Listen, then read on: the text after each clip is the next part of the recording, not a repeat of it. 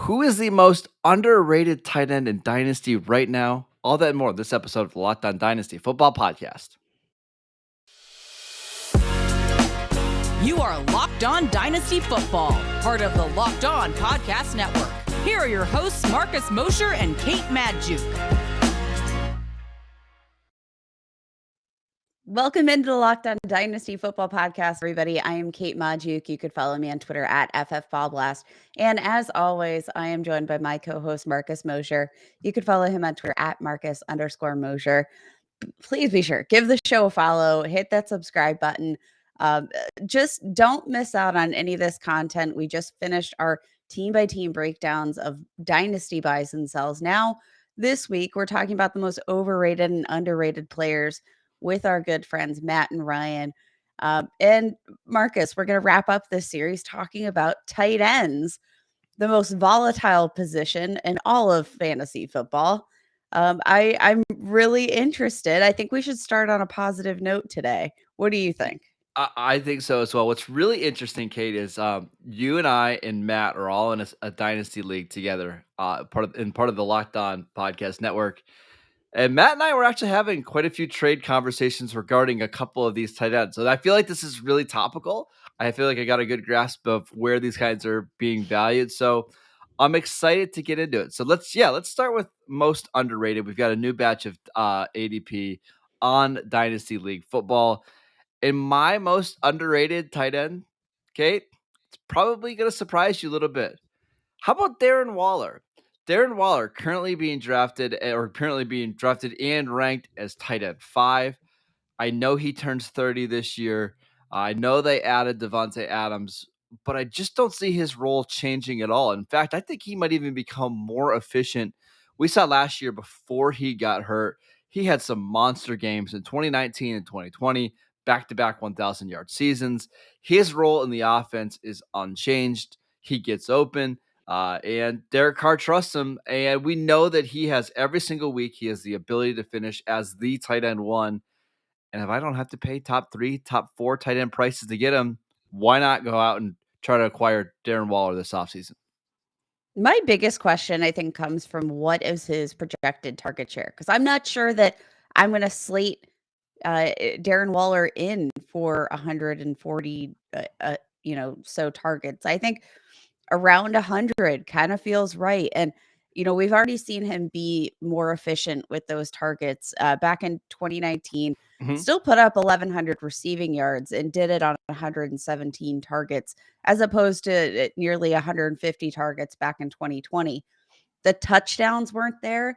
My whole concern, though, comes from this is also a wide receiver that we know Derek Carr loves. We know that they invested heavily in him, obviously financially. Mm-hmm.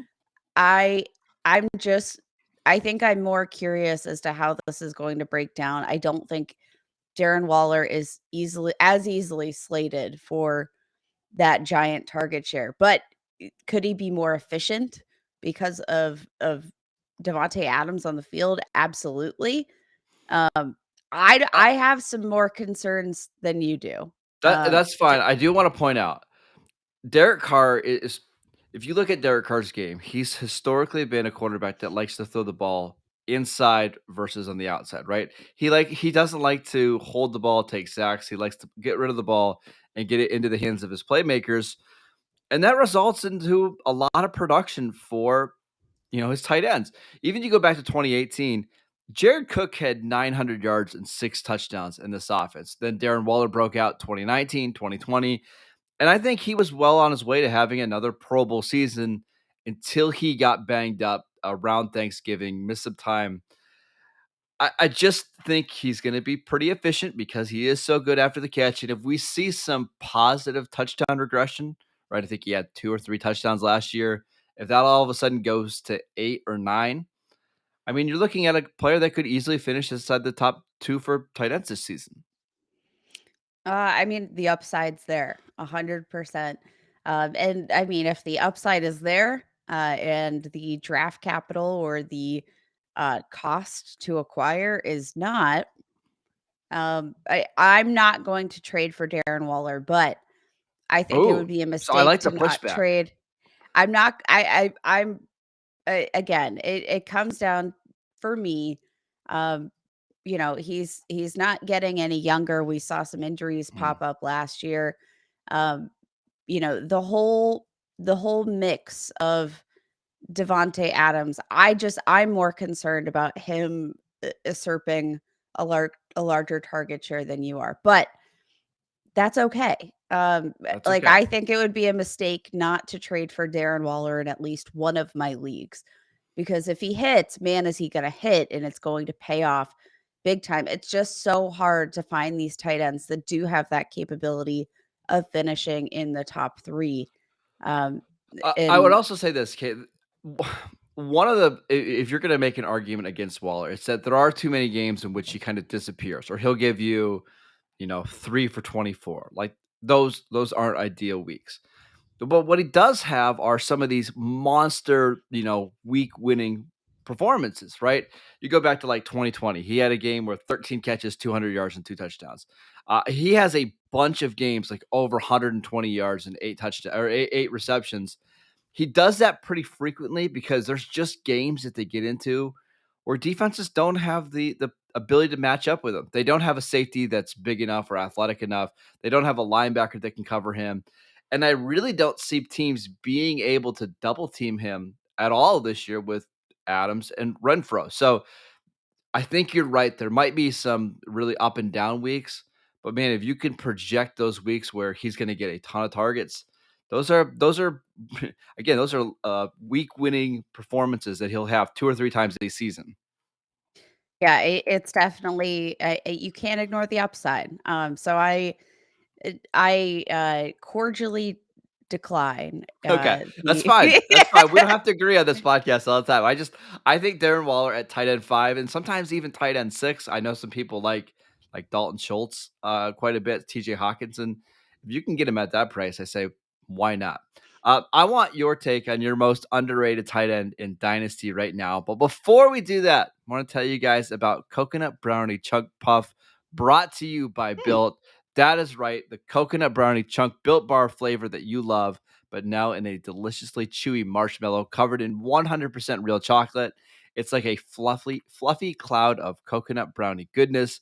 But stop drooling and listen. They're good for you as well. Low calorie, low sugar, high protein, and absolutely delicious.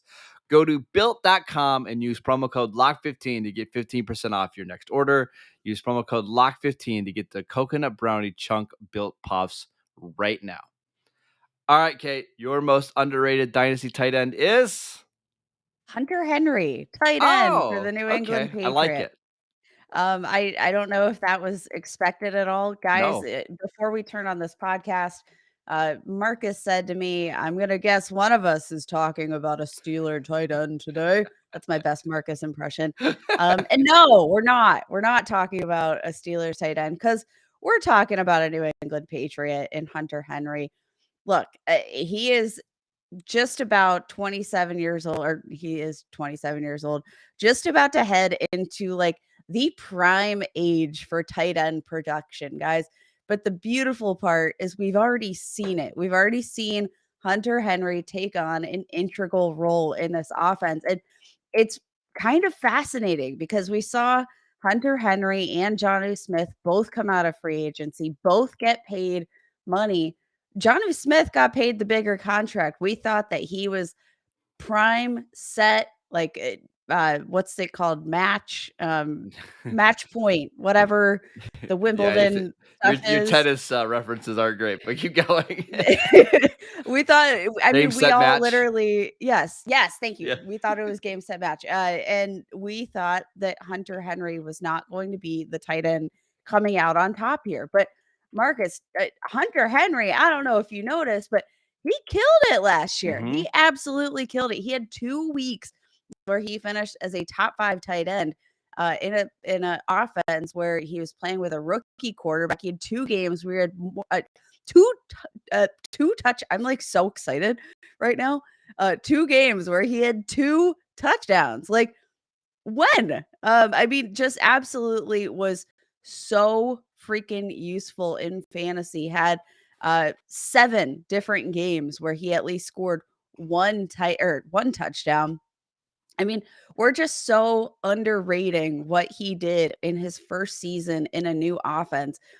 His season last year, it finishes the tight end 10, was very comparable to what he had done in years past with the Chargers, and we bought into him with the Chargers. I don't know why we're not buying into him with the New England Patriots. I mean, I think it's clear based on their lack of movement and Tyquan Thornton in the draft. Like, they're not looking to focus on the wide receiver position. Like, I just don't think that's a priority for them. No, And why would no. it be when you have very capable tight ends who, rank right around top 10 in tight end target percentage? Like, they're getting the tight ends involved as the receivers. They've got running backs as receivers. Like, they're willing to utilize these guys that can play all over the field. But I mean, Hunter Henry, second most touchdowns among tight ends last year. Um, just absolutely incredible. Didn't need a ton of targets necessarily to do it. Only ranked 18th in targets, but that was because of his usage.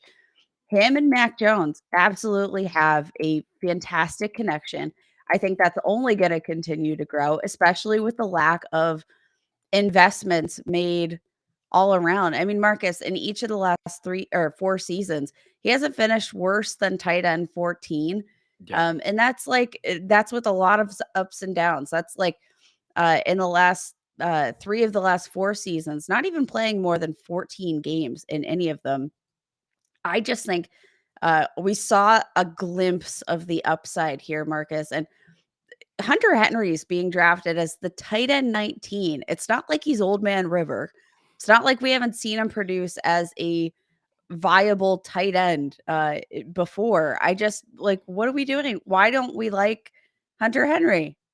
Yeah, I think this is a really good call. You mentioned it, 27 years old. This is when tight ends are typically at their prime, 27, 28, This is the 29. breakout year, Yeah, baby. this is the breakout year. Now, the question is how many targets is he gonna get? Because last year, 75 total targets in 17 games. That's certainly not ideal. However, if you look at the end of the season and you throw out that Buffalo game, which we all remember that Buffalo game, the wind was so bad that they couldn't throw the ball, and they didn't.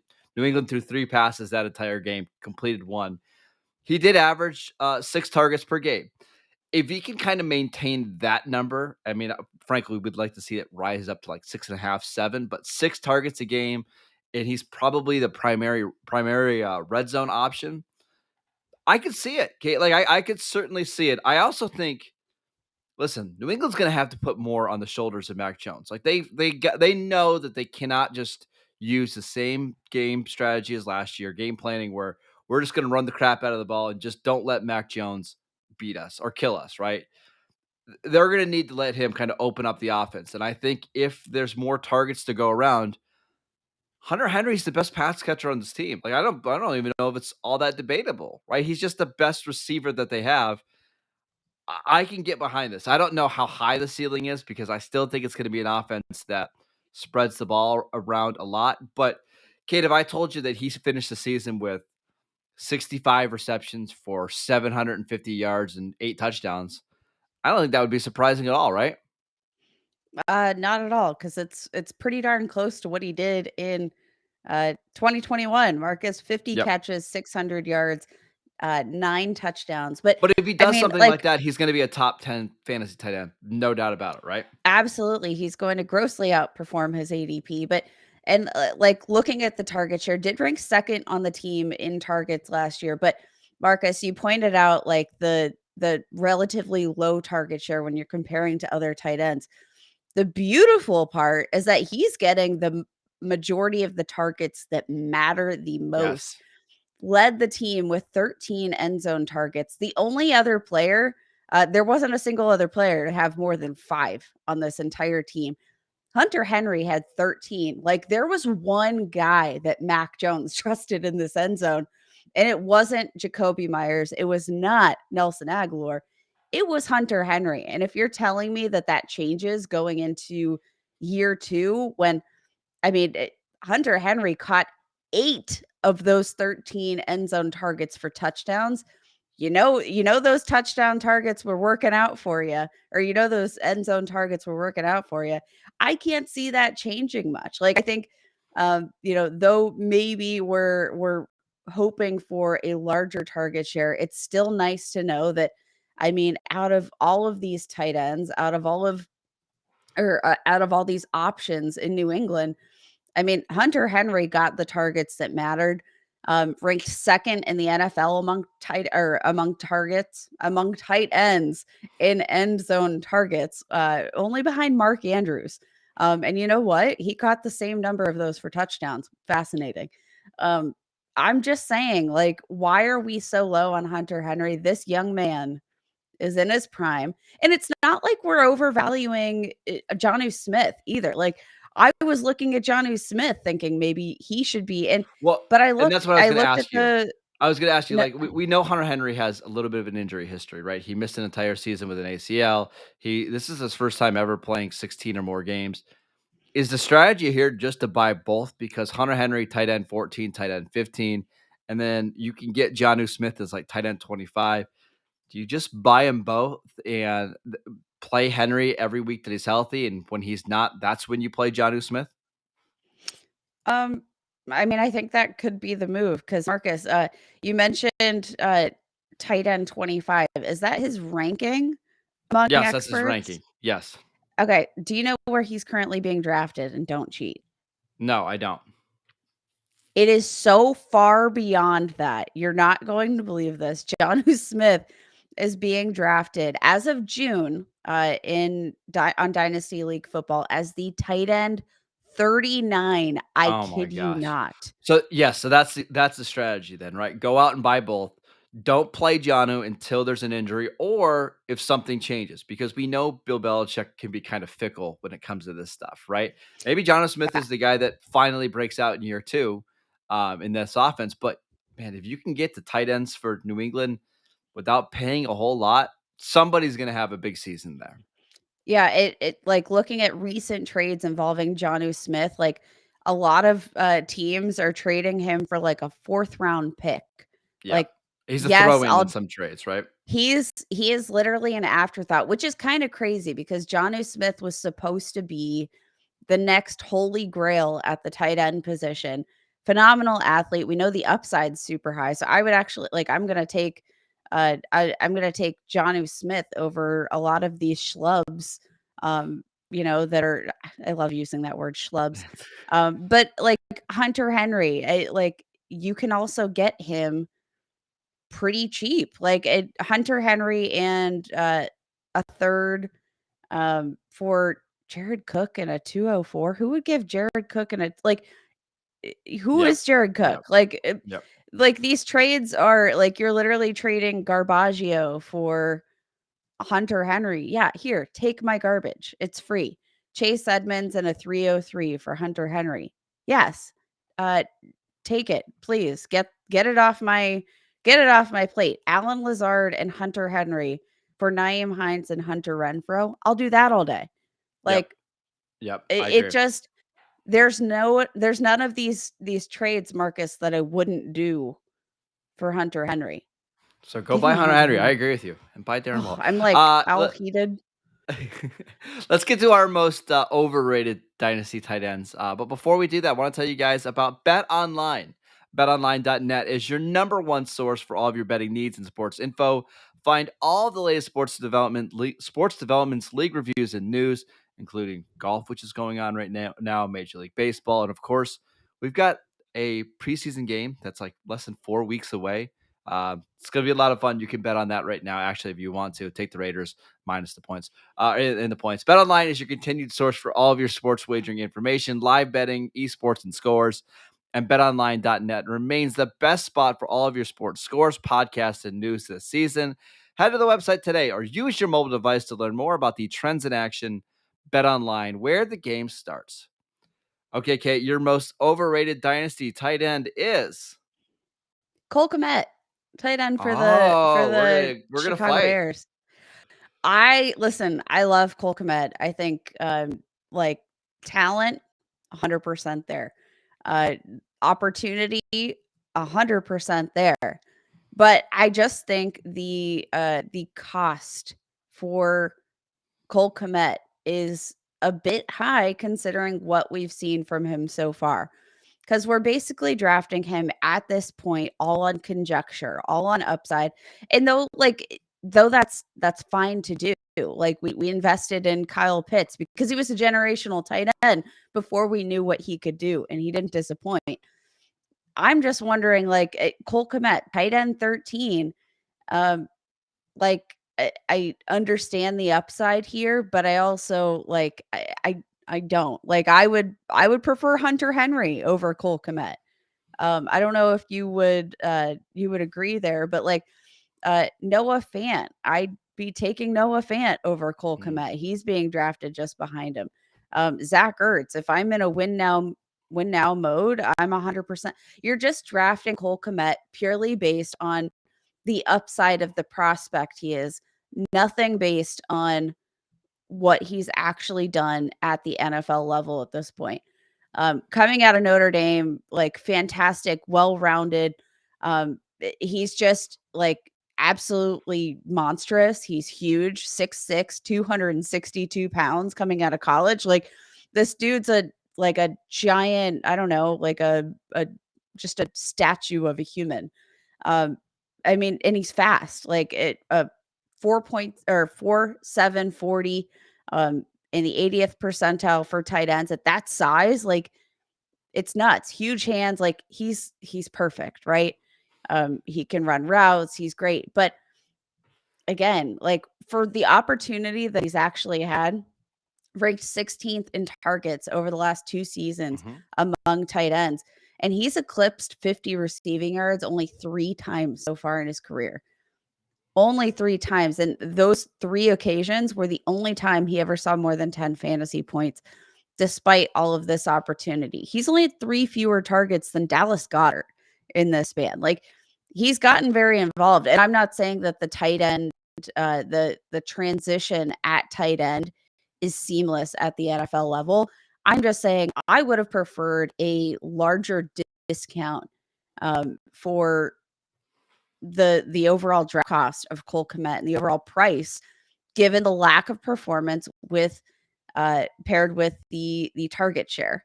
I I want him at a discount, and I'm not getting him at a discount for compared to what I think I should. So I'm not buying Cole Kmet. I'm going to call him overrated. I couldn't disagree more, Kate. So how's that for a take? We're disagreeing on this one. I see Cole Kmet's the one player I've been buying a lot of. I think I own him in every single dynasty league that I'm in right now. Partly because I think I think he is talented, as you mentioned before. We don't have to go through all that, but I think the opportunity is there. We saw it in the final 11 games last year with Justin Fields. He was averaging over 6 targets per game. And you mentioned the 3 games over 50 yards in his career. Those happened in the final 11 games with Justin Fields. I also think there's going to be some huge positive touchdown rate, right? Because 0 touchdowns last year, despite getting 93 targets. That's not going to happen again. I think he's like your discount TJ Hawkinson, right? I'm not sure the talent level is all that different. And one player is better after the catch, and that's Cole Kmet. One player, I mean, both these guys are going to get a lot of targets in the NFC North on probably bad offenses. I've already seen Kmet have a really nice season in year 2 with 600 yards. Typically, these tight ends break out in year 3. Like we saw that from Dalton Schultz. We've seen that with Travis Kelce. This is the year when most of these guys have big seasons. I could easily see a situation where Cole Kmet gets 115 targets on this offense, a bad offense, albeit 70 receptions for 800 yards and 9 touchdowns because they have nobody else to throw to in the red zone. And all of a sudden, we're talking about him as a top 5 fantasy tight end. I'm buying him based on talent and situation. Again, he's only 23 years old. He was a raw prospect coming out of Notre Dame, played baseball really before he even was on the football field. I'm buying, Then Kate. again, why is his price tag does not reflect I think enough of the discount for what he's not done. with the Well, target share can that we run he's through some of received. these guys and you tell me who would you rather have, right, going forward? Okay. Okay. Alberto. I'll take Cole Kmet there. Okay. I agree. Dawson Knox.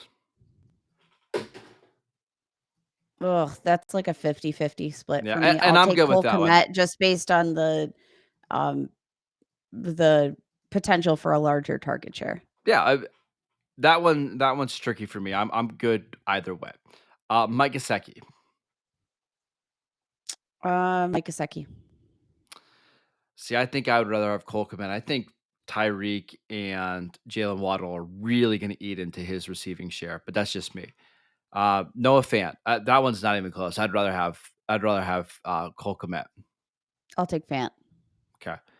Dalton Schultz. I'd rather have Schultz, but that's the point. Schultz. My thing is, I think Kmet is at least in the tier of Noah Fant, Mike Gesicki, Dawson Knox, and that's basically somewhere between tight end 10 and tight end 13, and he's being valued slightly below that. So that's why I'm buying. I think that's fair. Again, I want a discount. Give me a Okay. discount on the guy who hasn't done much at all with his, uh, 16th ranked target share. It's not necessarily, I don't know. It's I don't wanna buy into this team. I don't wanna buy into yeah, this that's fair. team. There's no direction for this team, and a lot of times that does produce a fruitful tight end, because if you don't have receiving options, if you don't have literally wide receivers on the field Yeah, outside of, I don't know, N'Keal Harry, like, there is going to be plenty of opportunity there. I like the talent, and I'd be buying if he were being drafted a little bit later, but he's being drafted essentially as a top 12 tight end, and we just haven't seen the upside there for me to buy in at tight end 12 cost, when there are players going around there or behind him that have already been proven to be assets for my fantasy team, have already been yeah.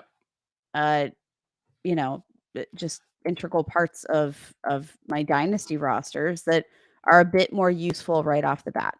Really quickly, my most overvalued tight end. I don't want to spend a lot of time on this because we need to go, but it's TJ Hawkinson. He's currently being valued as tight end 6. Kate, last year, 583 yards and 4 touchdowns. We've seen his yards per reception drop in each of the last 3 seasons. He's had trouble staying on the field. His yards after the catch per reception have dropped from 6.3 to 4.9 to 3.3. One of the reasons why people loved him so much last year is because the Lions were devoid of talent at receiver, and he still didn't get the target share that we were hoping to see. Now they've got Amon-Ra St. Brown. They brought in DJ Chark. They traded for Jameson Williams. They traded up for Jameson Williams. I just don't see it. We're going into year 4 right now, and he does not have a 750-yard season under his belt. I just don't get it. Yeah, I'm totally in agreement. Trade him for, oh, this pains me to say, Pat Freiermuth and something else, Dalton Schultz and something else. I think that's the way to go. I actually really like that, Dalton Schultz package. Give me that Yes, all day. sir. Yes. All right. That is it for today's show. We want to thank you guys for making Locked On Dynasty your first listen today. Now make your second listen to Locked On NFL podcast. Our national NFL experts and insiders keep fans dialed in with the biggest stories and the latest news from around the league, because an offseason doesn't equal a break in the action. You can follow the show on Twitter at Locked On Dynasty. Kate will be back on Monday to do the show. I'll actually be off for vacation next week. So you'll get Kate, maybe a surprise guest. You'll have to tune in and wait and see. Follow Kate on Twitter at FFBallBlast. I am at Marcus_Mosher. Enjoy your weekend. We'll see you guys right back here next week. Bye, y'all.